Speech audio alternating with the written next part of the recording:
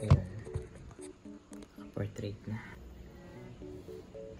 Haggard-haggard na. So, ngayon, I'm eating chicas. If you don't know what this is, these are. This is a fruit that is distinct. Bitaw, daghan kayo siya sa Cebu. And I don't think na niya siya sa Leyte.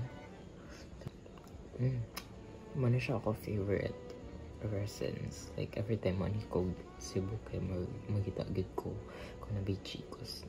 Last ako anihin.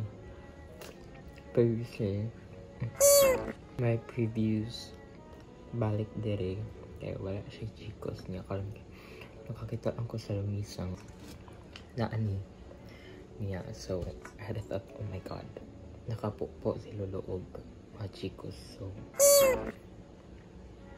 basi chicos season na rin.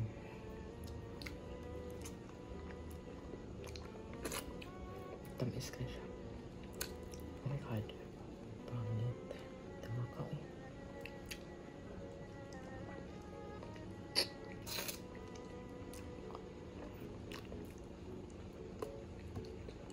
Ugma ko kuha pag may si Lolo daghanan eh. Mapukpang ko.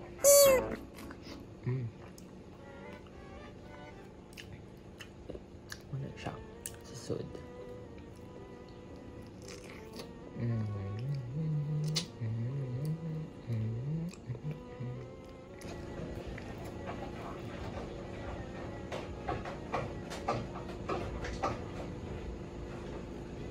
Tuko niya?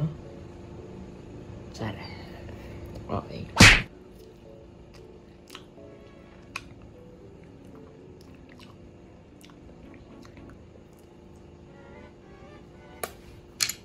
Tolo lang sa kanan-ulo na. Yucks. Ew. This one got a little bit bigger. It's so juicy.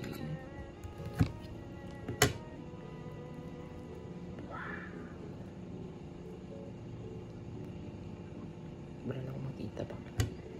Ganun.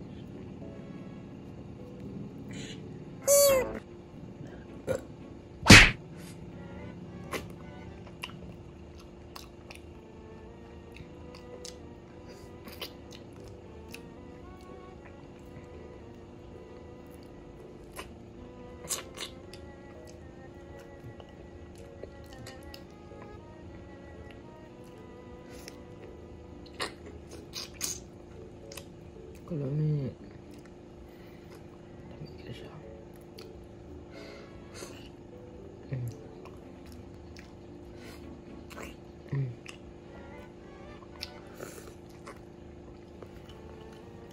Nakaharap na ko tulo. Ganun po akong kaon pero busog na ko. So, ugma na lang sad kay dagan na kay ko gikaon doon na pagkaon. And I'm like, bye. We will have another mukbang tomorrow. Kahit ako lang naman kung kain. Baklak.